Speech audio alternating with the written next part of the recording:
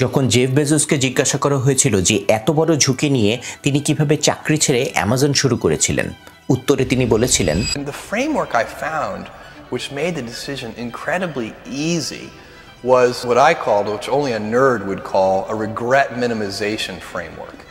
তাই আপনিও যখন সিদ্ধান্ত নিতে পারছেন না এমন সিচুয়েশনে পড়বেন তখন ব্যবহার করতে পারেন এই রিগ্রেট মিনিমাইজেশন ফ্রেমওয়ার্ক, যেটা 3টি ধাপে ব্যবহার করা যায়।